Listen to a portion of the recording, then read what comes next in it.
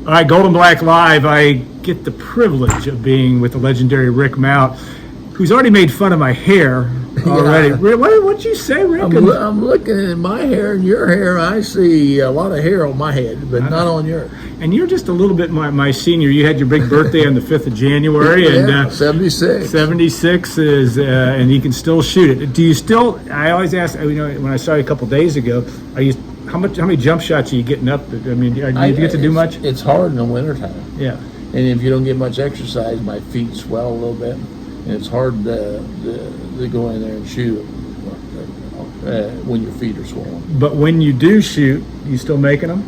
Yeah, that's in the summertime. That's when I have my camp. Yeah, and that the thing that is, I can remember when I was going to camps, when I was playing in high school and having you come down there, and you were still past your playing days, and you still, I think one of the things that always is interesting to me about you and shooting, not only technique, I mean, nobody knows technique and has the science down better, but you always did it with, every shot's important. I mean, you got to, if you're going to shoot the basketball, if you're a Fletcher Lawyer or Braden Smith or whatever, you got to do it with purpose every time. Yeah, and that's what it's all about. Yeah. If you don't have a purpose, you're not going to get results. Yeah. And I always thought, anytime I step between those lines, even as practice or games, I wanted to hit so many shots, and Rosie kind of taught me that, 7 or better, or 8 and I like to do it 8 or better. I remember 8 or better meaning you had to hit 8 in a row? Out of 10. Okay. 8 out of 10. Yeah. And most time I wanted to hit 10 in a row. And if I didn't hit 10 in a row and hang the net 10 times in a row, I didn't go down to the shower. Yeah. So that's why you got good at it. Well, you got good at it before. I was already good when he showed up. Of course, he's mentioning Jim Rosensteel, the head coach of at Lebanon, that came to Rick. We've had this conversation offline, your freshman year in high school, and what a difference that made, not only because, you were accomplished coming in, but that really catapulted your high school career. And in today's world, you would have been you were a 5-star parade All-American type guy, but a guy like that to have as a mentor, but also a guy that had a pretty good understanding of what you could bring to the table. Yeah. I was the number 1 player in the country of Parade magazine. Yeah.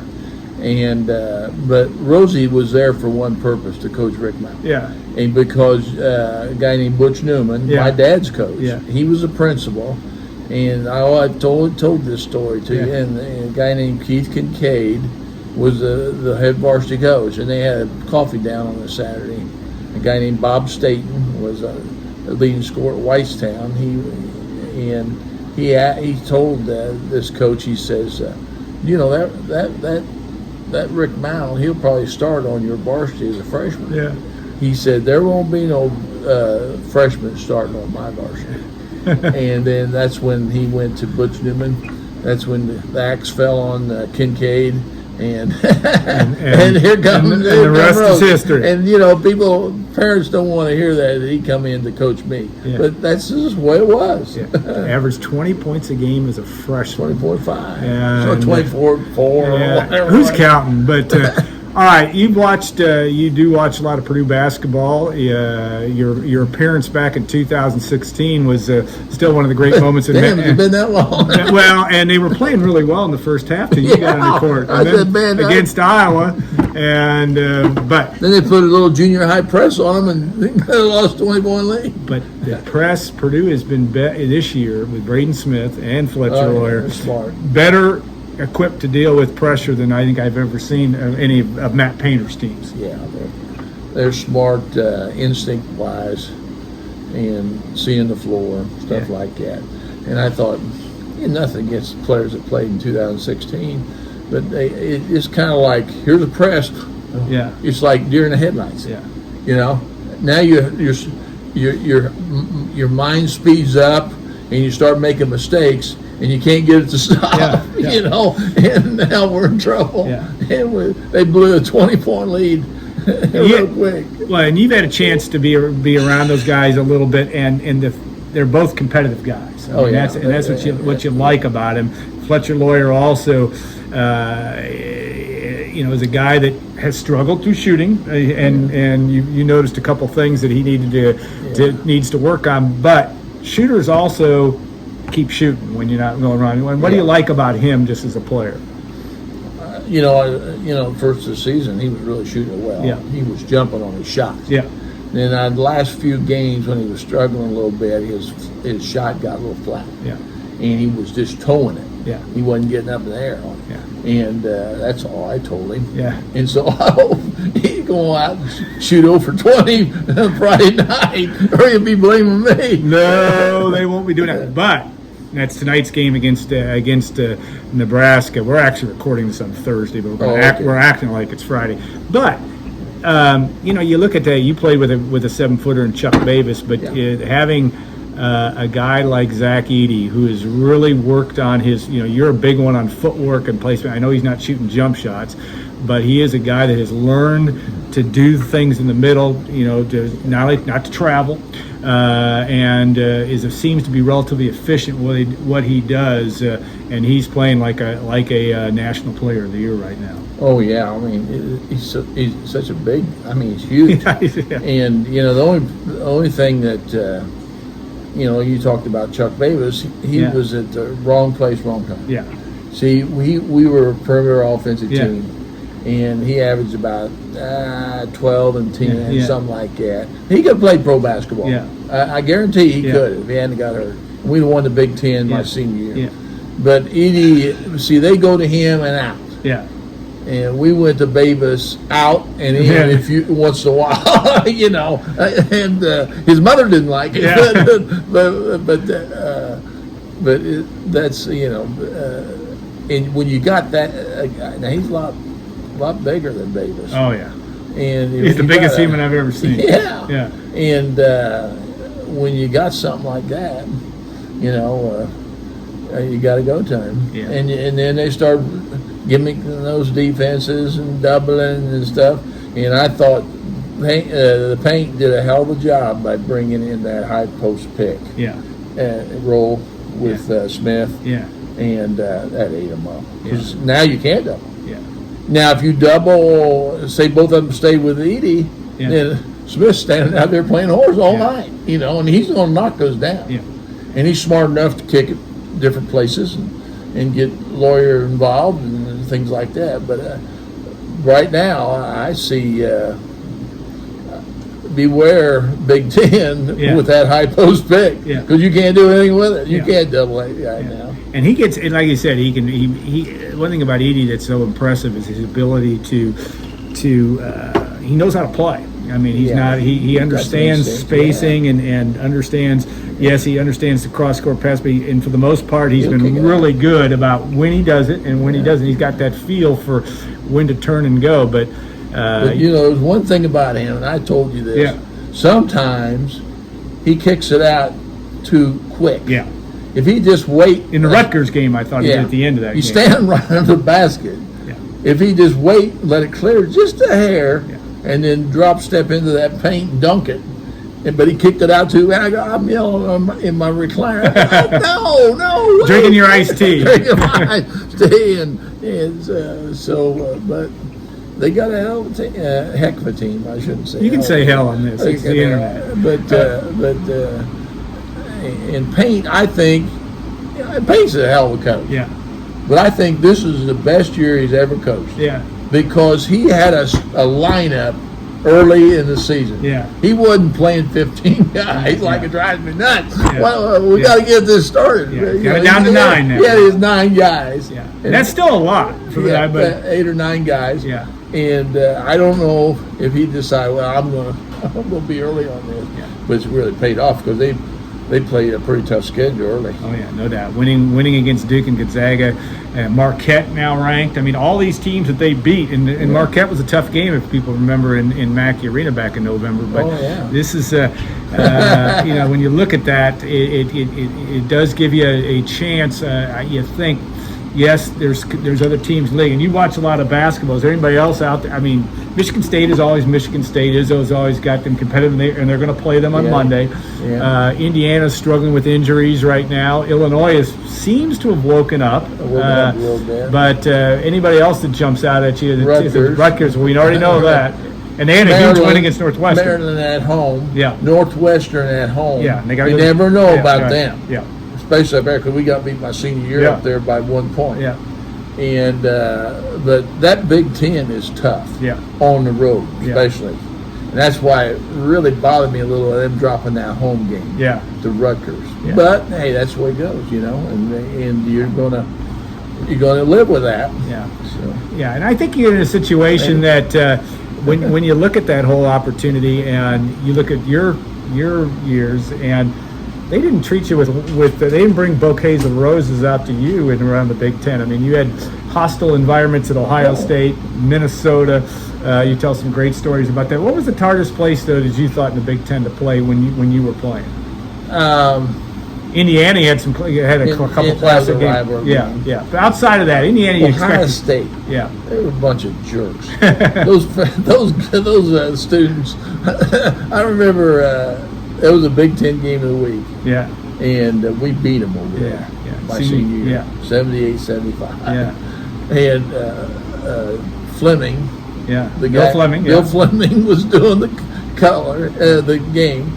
And he's interviewing me down in the corner of St. John's Arena. Yeah. And they're up there. These students, there's about 50 of them up there, giving me the finger and cussing at me and telling me what they knew my mom and all that kind of crap, Yeah. and I'm sitting there doing it. And they're up high, and I had to go in. I'm down on the floor, and they're up high a little. And I said, "Are we done?" And he said, "Yeah." So I gave him the finger, and they threw money at me, and I took off. Did you take the money? No, because and he says, he come under there, and he says, "Thanks, Rick." Yeah. I always remember that. Yeah. Well, when you played and you look at the games, your junior year, and obviously you had. On that team, when you say Chuck Davis is the fourth, but you had three guys that played a lot of professional basketball, Herman Gilliam and Billy Keller, and had the opportunity to win, get to the Final Four by the shot that you made, a game that you didn't shoot the ball as well, but you made that shot. Talk about what you're now looking back at that. There was only 10 years ago, maybe, or 53 years ago, whatever it was.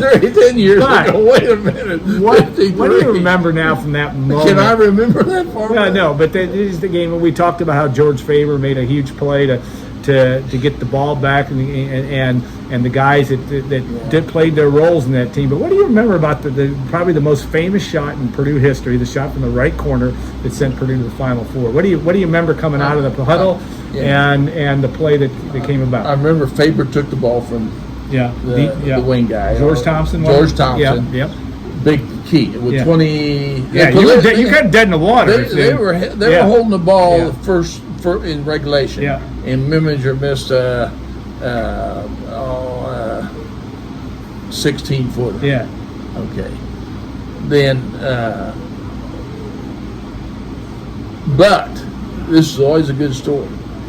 When he missed that, there was a guy named Cobb. Rick Cobb. Went up, grabbed the rebound, and he was going to put it back in with 2 seconds to go. Yeah.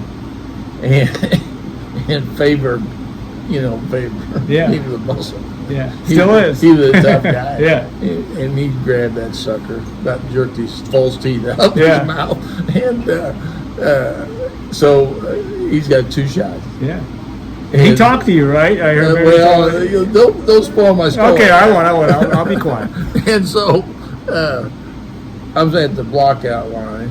There was 1 second to go. Yeah. All you have to do is hit one, it's over. Yeah. We don't go to the Final Four. Yeah. And he grabs the ball, referee gives him the ball, and he looks at me and he says, "It's over." Yeah. It's what he said to me, "It's over." I said, "Okay, well, let's see." In my mind.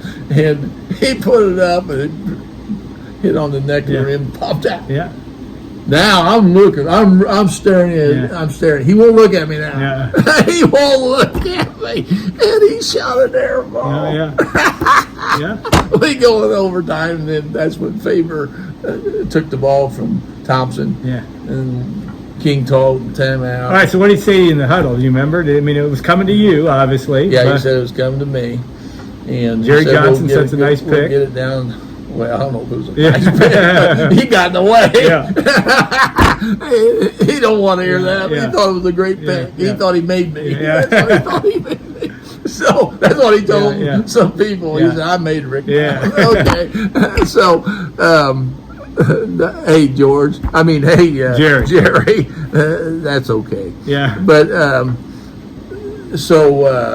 going to get the ball, and he just kind of came out and got in the way a little bit, and I went off to the right. But it's a funny thing. The guy went behind the pick, and I came back out, so he couldn't keep the ball from me. Yeah. And then Weatherford threw me the ball. Coach Keller he's fouled out. Yeah. And so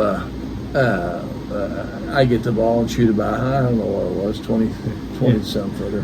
Probably a 3-pointer in today's world, even though you didn't need a 3-pointer at that time. And went in. Yeah, I still And live. we went to the Final Four. Final Four. The greatest game, I think, in the history of Purdue basketball, or certainly in the very top, was the next game when you beat North Carolina 92-65. And you had a great shooting night that night at Louisville in the Final Four that was played on a Thursday. It's not a Saturday, Monday. Saturday. They didn't start that up until about 3 or 4 years later. But talk about that game and playing against Dean Smith, but also, and you guys were starting to battle some injuries at that point and got it done. And Chuck Davis was out by that point, too. Davis and Gilliam. Yeah. So we were playing with 2 less starters. Yeah. And Dean Smith made a tactical mistake. With Charlie Scott, right? But he made a tactical mistake because he never talked about, during the week, he never talked about Purdue. He thought they would play kick our butts. Yeah. And he was talking all about UCLA. Yeah. I said, hey, George, look at this shit. Yeah. He's talking about UCLA. He thinks they're going to kick our butt. Yeah. And it didn't work out that way. 92-65. Because you don't pass over us. Because I tell you one thing about that team, that when we might not have liked each other that well. Yeah. But when we stepped up between the lines, we meant business. I mean, very competitive group. Oh yeah. And we kicked their butts. From Billy Keller, George Faber, Rick Mount, like I said, there and Herman Gilliam, you all like to win. Yeah, I remember out in Hawaii. Yeah. We were out there. We went to the Sun Devil Classic. Yeah, you guys were gone for about 2 weeks. Hawaii, and we were playing Hawaii in the consolation game. Yeah. How bad is to play? I hated to play a consolation game. Yeah. That means you're a loser. Yeah. That's on my mind. Oh, what the hell are we doing? Let's get back to Purdue. Back to West Lafayette. So King asked Gilliam and Keller, are you guys ready? And they said, no, we don't want to play this game. Yeah.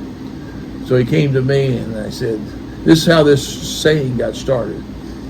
He says, are you ready, Rick? And I said, let's drill them and get the hell out of here. Yeah. And that's what Sexton always put on the blackboard up there. Yeah. So King knew we were. If I was ready, we're ready. Those guys might not care about the consolation game, but we drilled Hawaii. I mean, beat them 30. I think. When you look at and even for this year's team, first time Purdue's been number 1 ranked ever. Well, last year, but they've had this first time they've had multiple weeks. Talk about what and I know publicity was different then. I mean, you did play on national TV more than a handful of times because of that. Not every game was on TV. But talk about this that desire to be at the top of the level, and maybe what that means for a program. Even looking at the perspective of it today, this team, is now recognized as one of 3. Now 3 now, but who cares? But getting to that level, what is that? What do you look for Purdue basketball? What do you think that means? Nothing. those ratings don't mean crap. But I mean, in terms of the way that people perceive the program, I mean, well, it's they perceive. I mean, it's been a big time program for a long time. Yeah, So they already know that. Yeah. And the fans are big time too, Yeah. man. But the thing is, our best rating was 7th my sophomore year, Yeah. and we were 0-1. That's right. That's right. They made us 7th, coming that close to UCLA. Yeah. And after that, I don't think we were that low ever again. Yeah. And I think we were about we were between 10 and 20. Yeah, but most of the But time, then people, and I said, but one thing about it, when the smoke cleared, we were number 2. yeah. And that's when it counts. Yeah. And that's so you can get caught up into that stuff, and man, all of a sudden your head gets too big. And these guys, I think, they seem to have their heads screwed on pretty well this year. But see, the one thing about it, when you're number 1, everybody's gunning for you. Yeah. I always remember that. You got to come out every night, and I think these guys are level-headed enough that they're gonna come out every night now. Plus, you got that big guy in there. That makes a lot of difference. That makes a heck of a difference. All right, He even blocked some shots the other night. now I'm glad that on your visit to Mack Arena back in 16, they did record you say, because it's every pregame they run it through and you're on there. The walls built by legends, which you say that, which is a fair thing. But talk about just the Purdue fans, and you were very poignant in your remarks back then about the fan base is something special, and they still look at you as one of their all-time heroes. Yeah, that was one thing that always stuck out when we went to, over at the old field house. Yeah, I played as a freshman. Yeah, but that fan base over there was about 6,000 or 7,000. Yeah, they really, they were Purdue fans. But when we went to Mackey, and we come out, and I think that Red Mackey scheduled that UCLA game that's what started. Started off. Yeah, because here's Johnny Wooden sitting down there, and he is about ready to leak in his pants because he's going to get beat tonight. Yeah. I mean, we're right there, and those fans saw that. And set the table for it, and they got on the bandwagon, and that just started everything. Yeah, you could argue that game. Well, I mean, they've had some great games in Mackey Arena, but losses. But it was the unbelievable environment for that game. Yeah. That was my first grade birthday present, so it was a big deal. And we wore coats and ties to the games. You look at those pictures in Sports Illustrated. Look at those two nerds up there. Full page picture of Rick Mapp with Lou Alcindor in the background. That will be the next time we get Rick on our show, because we want to. I want to talk about that season, but also that relationship, or the game that almost was when Lebanon and Power Memorial were going to play in Indianapolis back in the day. That we always see, and in show business, and you're good at this. That we always got to lead in wanting something more. So we're going to do that. And people don't know this story, especially now. Yeah. I mean, back then they know what was going on 2 weeks before. Yeah. I broke my foot, stress fractured my foot before the UCLA game. And a plate? Didn't you have some kind of a plate or insole? They put me in a cast. Yeah. The Pinky Newell. No, well, Pinky Newell. Let's see, Pinky Newell and the team Doc Combs. Yeah. And Ferguson. Yeah. Ferguson was the orthopedic guy. Yeah. And they called me up and says, tomorrow come in. We got something we want to try on you. Yeah. I said, okay. Chuck Taylor's. Yeah. There wasn't much to those things. So they said, here, we fixed up a aluminum intersole. Yeah. I said, okay. He says, you're going to play. Yeah. No, you're not setting this. You're not setting this out. You're going to play. So I said, okay. We put it on, practice in it, and but they made it full length. Yeah. And you come up on your toes, that aluminum is going to bend. Yeah. So it's got a little bend like right here, like that, when you shoot your first jump shot. So they end up cutting the toe out of it. Yeah. And then that. And if I hadn't had a broken foot, we would have beat UCLA. Yeah. I guarantee you, because I couldn't go left very well. Yeah. It was tough for me to go left. Still had 28 points. I scored 28, Yeah. but still, I couldn't with that aluminum intersole in there. Yeah. You know, so. Yeah, a lot of fun on that and great memories. A lot more to tell. All right, we will be back for the next segment. We're going to have lunch here in just a minute. And just look at my hair compared to his hair. And we've got I got a lot of hair. Yeah, and we got and he's 13 years younger than me. That doesn't seem right. It does not seem right. And we've got Purdue legends in the audience today, but we don't usually have a studio audience with Mark Monteith and Randy Shields here.